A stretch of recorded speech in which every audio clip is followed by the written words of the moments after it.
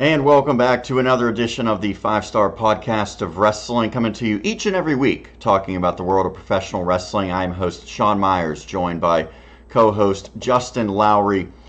And Justin, last week we took a different tone with the show, got some pretty good reviews that we were a lot more critical of some of the issues and, how things have really fallen quite a bit for WWE, how it's not providing what especially you, but both you and I look for in a wrestling product each and every week.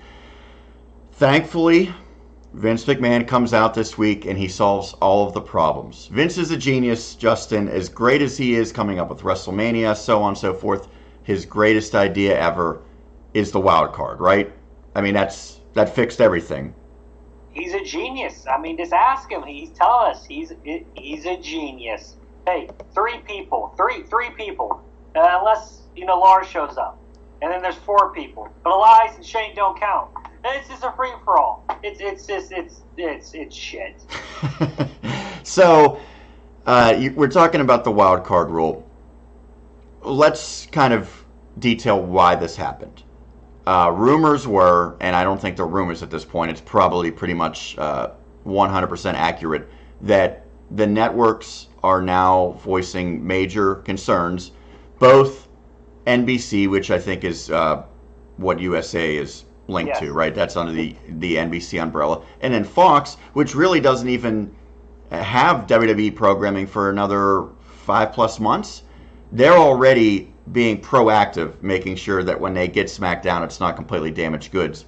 So they say, hey, like, this brand split's not working.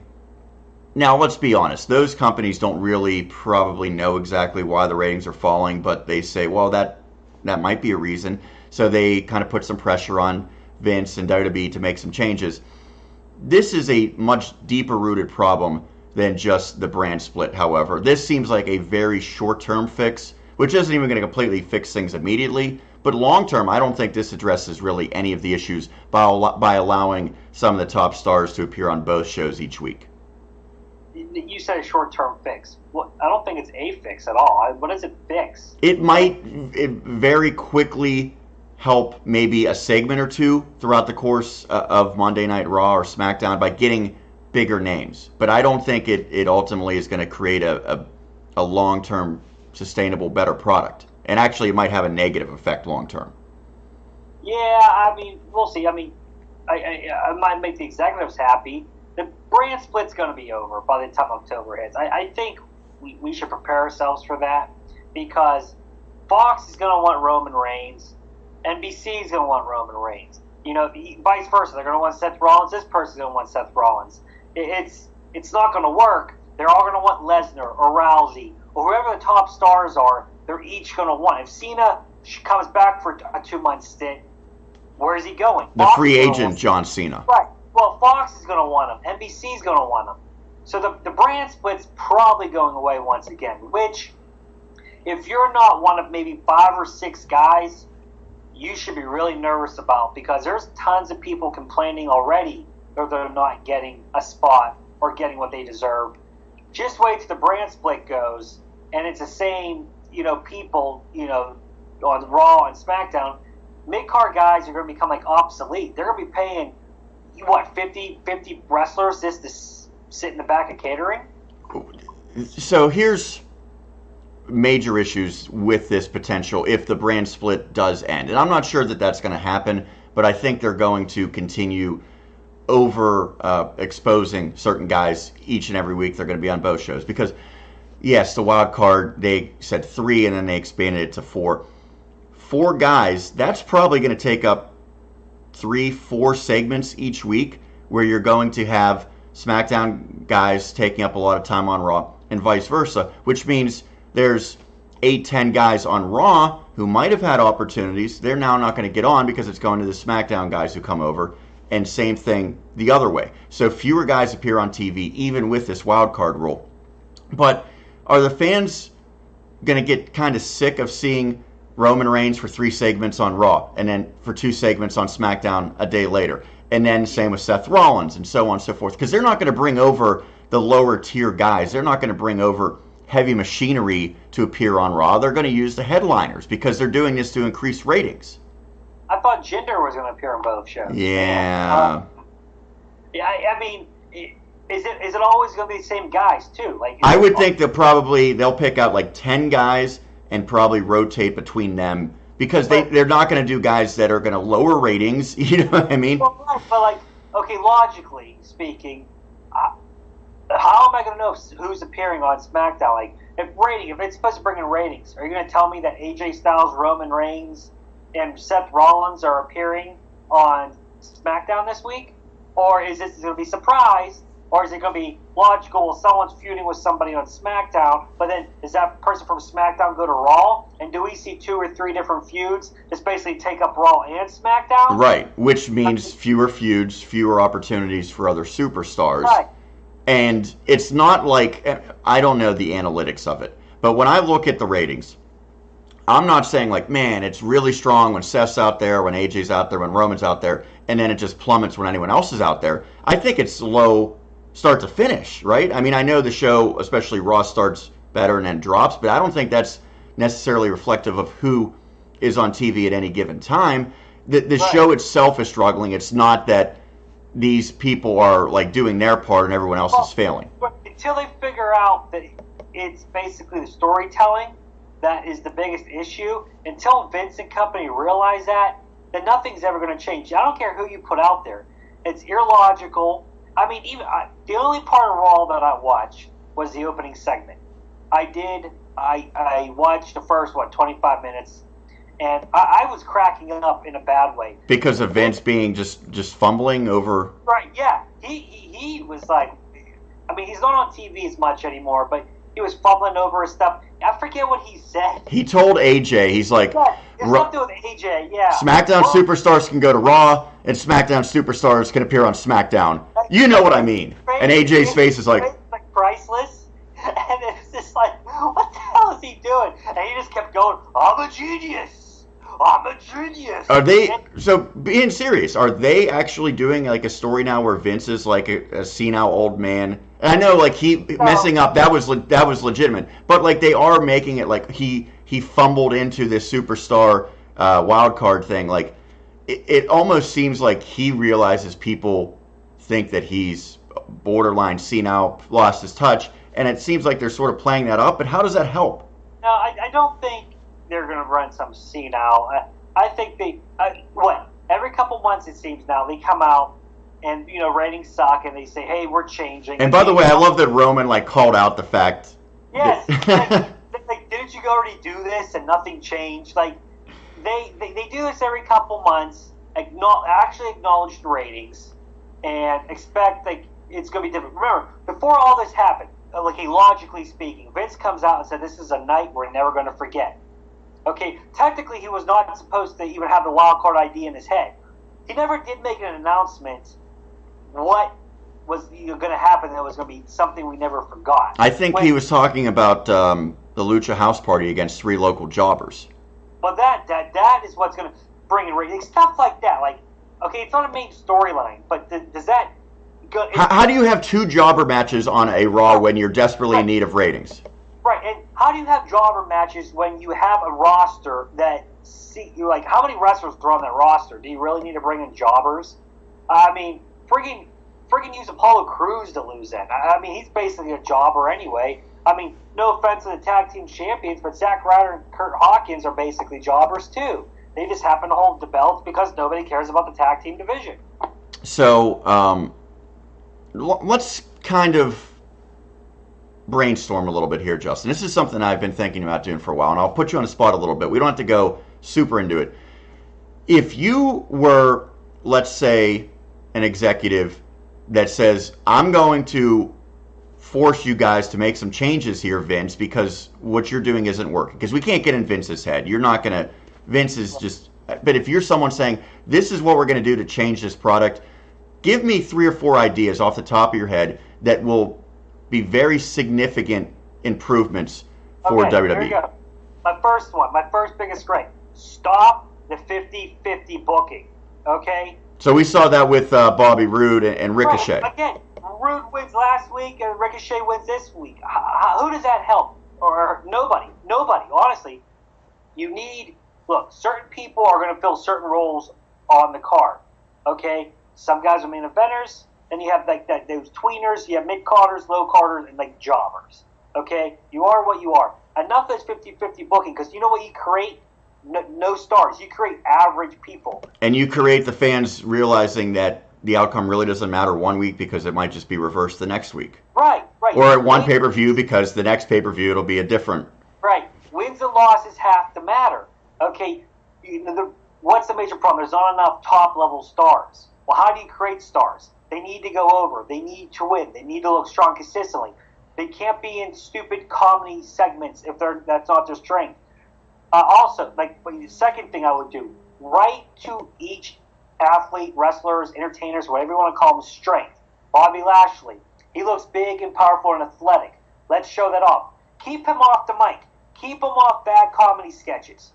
That ruins people. Know what people's strengths are. Roman Reigns, keep his promos short, to the point, power moves. You know, don't try to make him sound like he's a superhero. There's certain things with everybody you should do.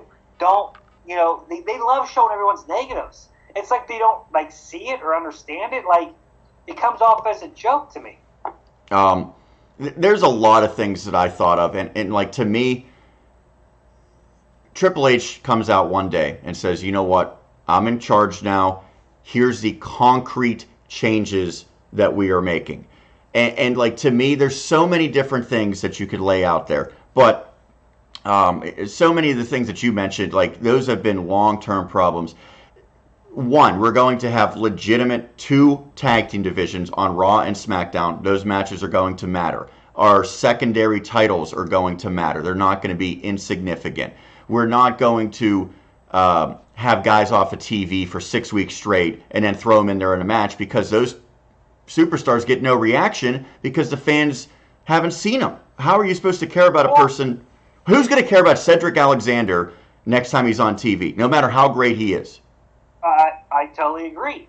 There's no reason to care. There's zero reason to care about these people. Allow some freedom with their own creative direction. Now, again, you still set bullet points or the end goal, but allow them to do their own thing. There's a million different things that they could do to change this, and instead their idea is a wild card, and that's it. And there's no other, I mean, we're going to get rid of authority figures for the most part, or at least them meddling. Everyone's okay with like a William Regal, right? Well, yeah, I mean, does anyone ever complain about him on NXT and how he goes about it? Like, if you want to have like a GM or quote-unquote somebody in charge, that's fine, but have them not be evil or a face. They just do it right down the middle. Wins, like, it's standard. Here, it's right on paper. You've beat so-and-so and so-and-so. You're next in line for the championship match. They just link together storylines. They aren't the storylines themselves. Right. They go, yeah, right. They're not trying to screw somebody. You know, they didn't fast count somebody or call somebody a B-plus player for, like, you know, the 3,000th time. Like, you don't need that. You know, and that's one thing apparently that AEW is going to do. They're sitting back watching what people don't like about the WWE and going to try to incorporate in their promotion so people, you know, give a different alternative. And, you know, other promotions are shown an alternative. Other promotions are kind of strong right now. There's some nice things going on elsewhere. WWE, I saw a graph from like 2000 in the ratings, and they've been on a steady decline the last 5 years. And then over the last 2 years, they've really nosedive. I mean, Raw's barely over a 2.0. It's very close to falling under 2 million people, and SmackDown has been under 2 million people. Did they come out for this week, by the way? I didn't catch this week. What, SmackDown? The ratings. Raw improved slightly to like a 2.4 overall. Thanks to the wild card. And keep in mind, they actually did bring over, like, if you were to basically say SmackDown's 3 biggest stars, they were on Raw. But when I say it improved, it still came in as the second lowest rated non-holiday Raw in like 2 years or something. So doesn't this prove that at least initially this wild card really didn't make much of a difference? No, and SmackDown was below 2 million people once again. So did you watch SmackDown?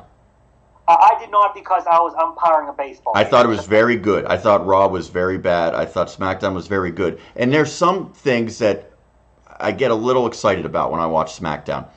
One thing that I've consistently said NXT does well is when they don't have guys wrestling every week, because you kind of cycle through, and typically a person's on there maybe every 3 weeks or so on NXT. Yeah. But you do little things to continue those feuds. They have great video packages that they put together. Well, SmackDown did that with Roman Reigns and Mustafa Ali. These little things that take up a minute and a half, those develop character traits. That's why, like, fans are starting to get behind Mustafa Ali, and I can't call him Mustafa. That's another thing, by the way. No more Vince just changing people's names and changing their gimmicks and burying people the second they come up from NXT. You know, guys that have a ton of momentum. But Ali was getting cheered. People were chanting his name. He does a great job on social media doing like his own little videos, promos, and stuff like that. But they started showing some on SmackDown. Those things, like a minute a week of showing like behind the scenes of a person, why we should care about them, that's what's lacking with a lot of guys. And that's why fans don't care when a Cedric Alexander comes out, or when a Cesaro or the Lucha House Party, or all these people who are actually very talented in-ring performers. They could go and wrestle in front of a hardcore wrestling crowd and they'd love them. But for a casual fan base, you need to give them a reason why. And far too often, no reason is ever given for why we should care about these people or who these people really are, other than just what they, you know, come out in their one catchphrase and what they wear to the ring and what Michael Cole says about them. Speaking of Michael Cole, how excited was he for Roman Reigns to be back on Raw? It's only been a month. Yeah, he was holding that in all month long, man. The big, oh my God, he ruptured, man. He must even check that boy's pants. Wow. What was the worst thing that you saw on Raw this week? Because there's three things to me that are all great examples of what is wrong with this company, in particular this show.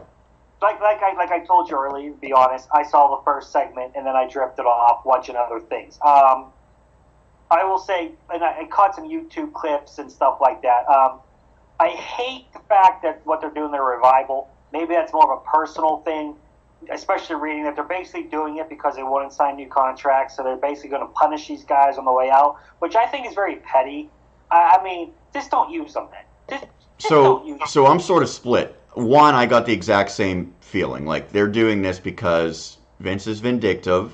They want to sort of embarrass the revival. That's what this whole story's about, and they're not hiding it. It's about embarrassing the revival. They're just saying the Usos are doing it, not management.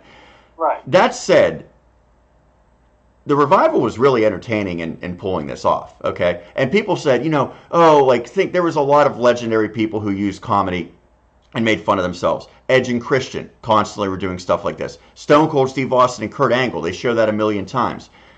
But it just feels different because, revival needs to really get a boost. This is changing them from a legitimate tag team into sort of like a goofy thing. And this is what I think really cost Braun Strowman to some degree, right? Well, yeah, and the guys you mentioned, one, they got a chance to get over beforehand, and two, they also put on great matches. They were allowed to be in big-time feuds, great matches, Edge and Christian TLC match. The Revival certainly have that ability, just not the opportunity. And given the opportunity, except on the NXT level, there were some amazing matches that they had with Gargano and Ciampa. Amazing matches. And they come up, not get booked properly, get treated like an afterthought right away, so the fans don't care. Then they win the title, basically because Vince is like, here, I gave you the title just so you re-sign. They still said no. Okay, fine. F you. I'm going to punish you. That's what Vince does. It's coming off that they're really trying to humiliate them on the way out. The fans, they don't view them as a big deal. So it's not like Austin. Austin was a big deal. And then he started to get injuries, started to catch up to him, so he turned to comedy. Kurt Angle was a great athlete. He did all that. Then he kind of went into comedy a little bit. Edge and Christian, yeah, right. I mean, Santino Marella did comedy, but he was always looked as like a lower card guy. Right. And there's spots for that. And let's be honest, there's some guys like the B team. They're not great. They're not great workers. That's a good role for them. Right. No way Jose could do something like that. Like not the Revival then. talk about Braun Strowman and Sami Zayn, because this is just two guys that, to me, and albeit I will say Sami Zayn had a very nice main event opportunity on SmackDown, which, by the way, again, the other thing that's stupid about this wild card is, like, why was it two SmackDown guys wrestling on Raw for the SmackDown title, and then why was it two Raw guys challenging the SmackDown champion on SmackDown? Like, if you're going to have guys come over, why are they in title matches for the other brand's belts? Yeah. But it's no dumb. Sense. But logically, it makes no sense. Sammy got a nice role on Tuesday. On Monday, he was also made to look like a joke, and it's like, I'm surprised that he rebounded as quickly as he did from it. But see, that's that 50-50 booking. Even though it wasn't a match per se, even the segment made him look like a joke, and then the next day we're supposed to take him as a serious threat. You know, Sammy, I like Sammy. I think his promos have been amazing. Like, one of the best things going right now in the company. And I almost feel like, I feel like he believes it. Like, that's really what he thinks. He keeps saying how much he, like, hates WWE and how he doesn't want to be there. Which, I get that, and a lot of fans be like, oh, you know, he's saying what we feel or whatever. Quit or something, but I think he's taking maybe some things he doesn't like about the company and just taking it to the next level and being allowed to put that out there in a way that makes it feel real, because it's kind of coming from the heart. And he's a pretty good in-ring performer. Injuries have really hurt his WWE run on the main roster for sure. Even down in NXT, I think he was hurt for a time. So it kind of stalls his momentum. You know, you got to keep him away from Kevin Owens. Braun is a black hole. Stay away from it. Braun, apparently... This is a great example of when they could have had a star, and it's just everything that the company did prevented that. It wasn't really Braun's shortcomings. It was how the company presented him.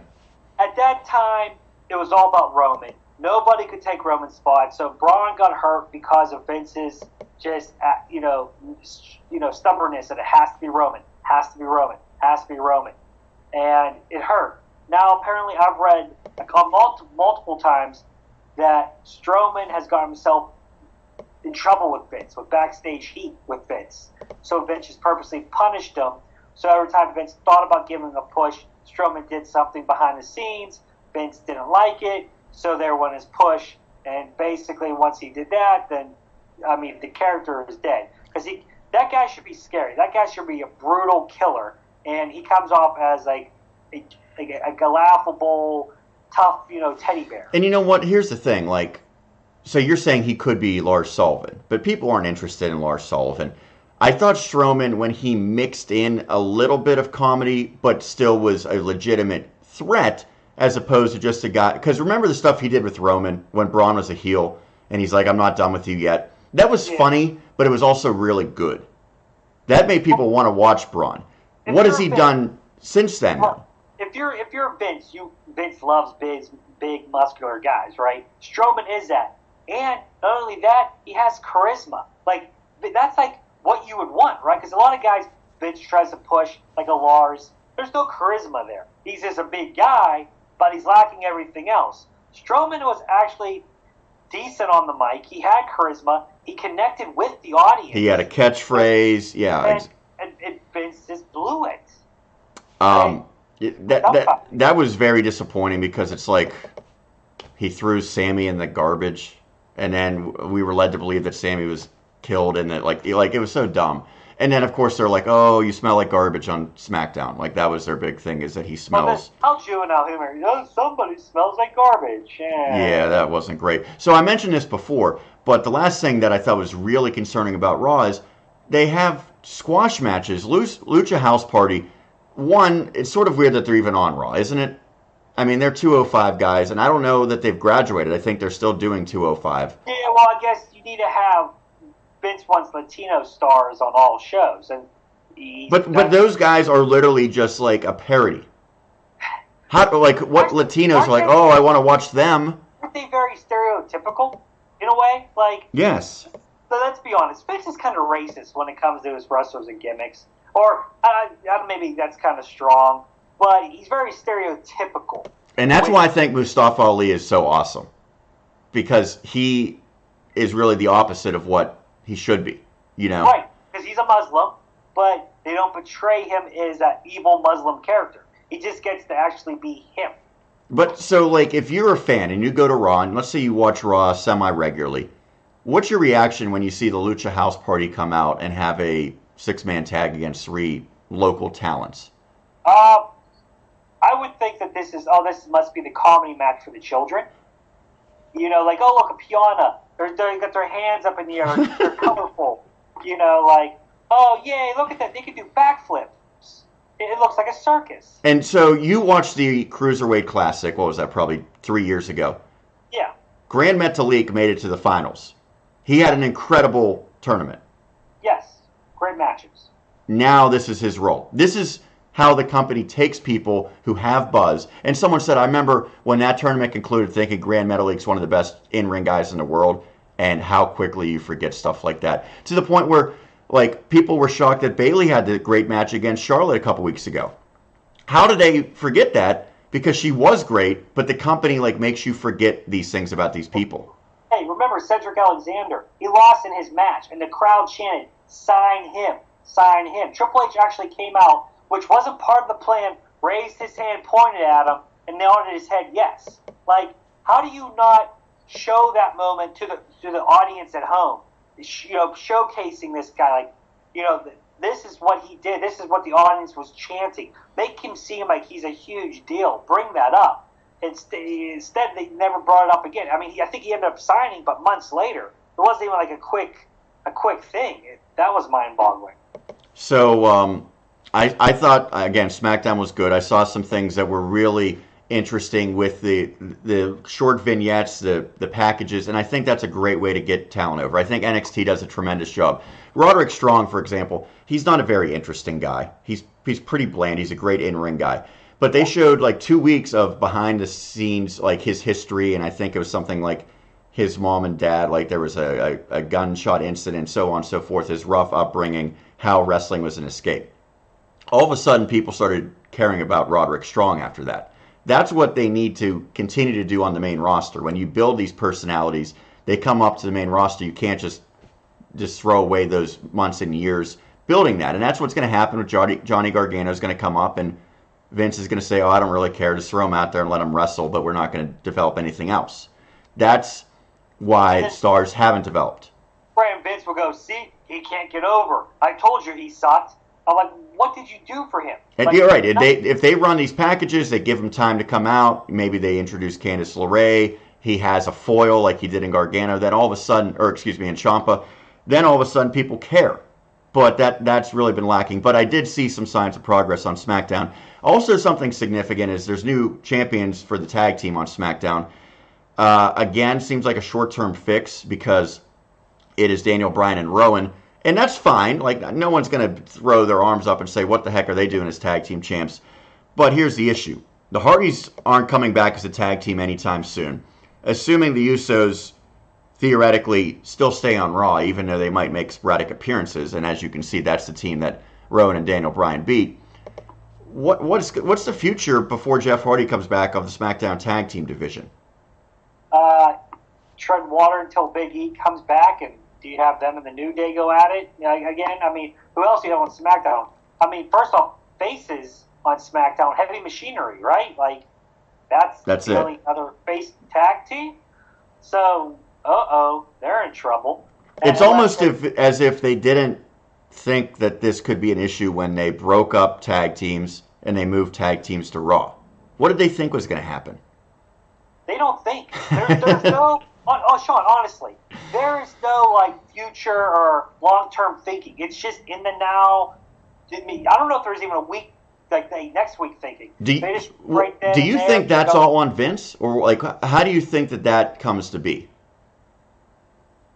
Vince has the final say-so, right? I mean, I don't know. But do you think, like, these writers have, like, this is what I want to do in 3 months, 6 months, and Vince just says, no? Or do you think, like, the entire company's mindset is, we're only planning for, like, the next pay-per-view and that's it? I think it's probably to, like, the next pay-per-view. I think maybe some writers try, and, like, you heard stories about Road Dogg, laying stuff out, trying, and then at the last minute, Vince McMahon coming in and just tearing it up. So if you are somebody who's trying to lay down groundwork for 3, 4, 5, 6 months down the line, and then at the last minute, Vince is just tearing it up, and maybe all week long, you kind of wrote out the storyline for the next 2 months, and then Vince, within a matter of 5 minutes, tears it up and say no, then maybe you was like, you know what, why am I wasting my time? I'm just going to do it this way. I'll just write stuff for next week, and we figure it out from there. Why has this changed so much from decades ago? Just because there's so much TV every week? Well, there's more. I mean, you just had Raw for the longest time. SmackDown debuted in what, 99? Yeah. So then but it was 2 hours and 2 hours, so you had 4 hours of TV to fulfill per week. And one monthly pay-per-view that was 3 hours. Okay, just 3 hours. Right. Now you got 5 hours, plus at least 4 to 5 hours of a pay-per-view once a month. Plus, I mean, I think they probably use different guys for NXT and 205 Live. I don't know. Back then, too, everything seemed to turn to gold. Even the crappy stuff. Like, not everything was great back then, but wrestling was also cool. It worked. Nowadays, it's just, and it was also a little bit edgier. Are fans to blame for a lot of this? I mean, I think most fans are never going to be happy. Like, people are happy complaining about stuff. Like, it's very rare where you can go on the internet after a show and go, everyone's saying how great that was. This is awesome. Like, I saw some people, we want Kofi as champion. Okay, I'll give you Kofi as champion. You're still bitching. Oh, we want Seth as champion. We give you Seth as champion. You're still bitching. I don't see anyone complaining about Kofi online that he's the champion. I see people complaining that the storylines are not logical, right, and there's no reason to care. A lot of it's just about the writing, not about the wrestling. Right. I feel like Vince probably doesn't get that. He says, "Well, we gave them what they want, and now our ratings are down. So we should have done what we thought all along." Even what my complaints with Kofi was, I thought it was awesome. I was pulling for him. This is great. But the way we got there, I didn't totally enjoy. With Becky Lynch and Ronda Rousey. Becky's was really bad. Kofi's, I think, I would have maybe been a little more simplistic. I don't think that was anything that really turned me off to it, but I agree with Becky and Charlotte. That was just insane. To me, I didn't need to see Vince McMahon come out, play the heel dictator again, trying to hold down, another wrestler. Like, to me, that's done and played out. I didn't need that. Just let Daniel Bryan and Kofi go back and forth with each other. Hell, and having Daniel Bryan call Kofi a B-plus player would have been ironic and good enough without Vince and Stephanie having to play Triple H do it. Like, no. The Becky and Ronda and Charlotte stuff was just completely asinine. So to me, it's not really the performers. It's the writing and the booking, the 50-50 booking, the crappy comedy skits. When Vince approves a comedy skit, because his comedy tastes are so juvenile, and I can picture him in the back going,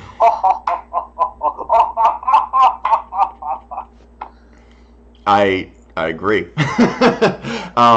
Lastly, Justin, before we put a bow on this one, when we get to October, okay, are we going to see completely different WWE, not because they want to, but because they have to? Because this seems like a big deal that supposedly these networks are now saying you need to change stuff. And I think this is just the start because, to your point, ratings didn't really increase that much. And nothing that they did on Raw would force people to have to tune in this week either. I think ratings probably will possibly even drop for this upcoming week. Yeah, so what's going to be the end game here? Well, first off, ratings aren't going to be fixed within a week.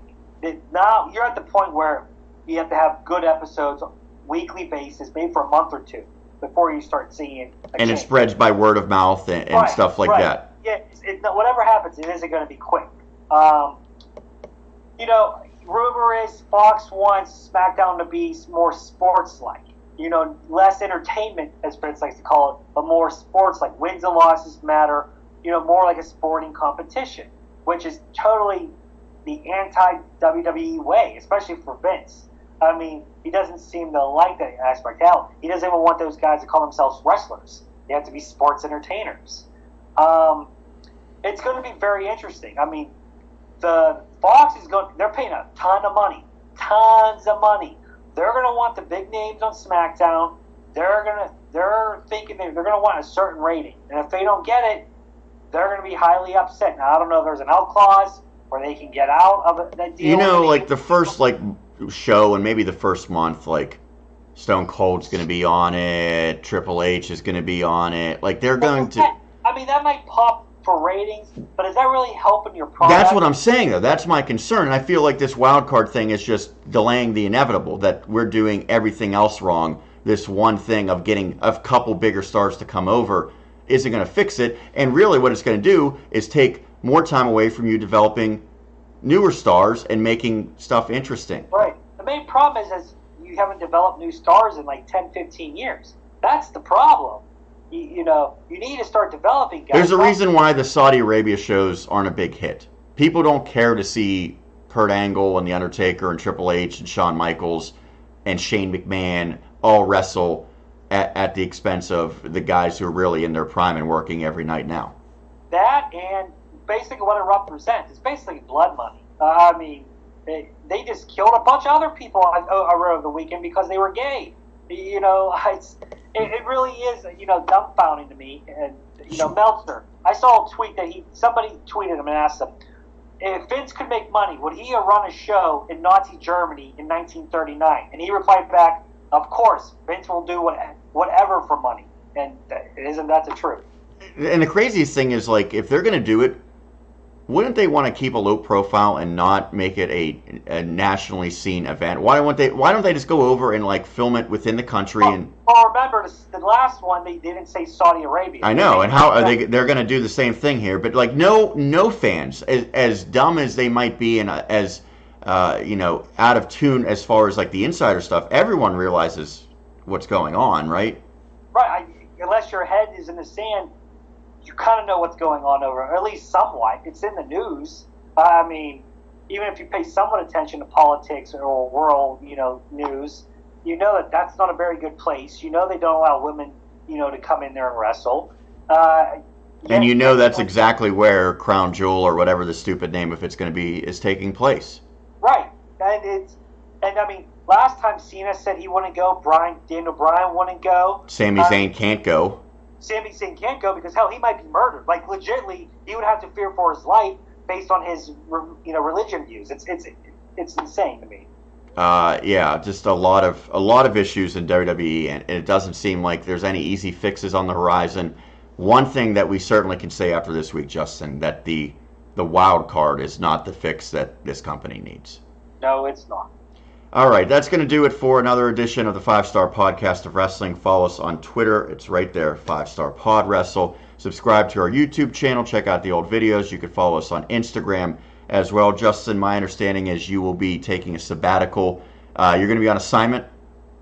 Yes, I will be on assignment next week. Hopefully you can, you know, trug on without me, and maybe hopefully the following week we can get caught back up, and I can tell you how my assignment went. All right, and maybe there'll be like a new addition to the wild card rule where you can have 10 superstars. Oh, no.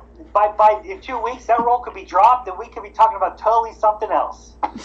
All right, that's going to do it for another edition. For Justin Lowery, Sean Meyers signing off. We'll catch you again next week here on the 5-Star Podcast of Wrestling.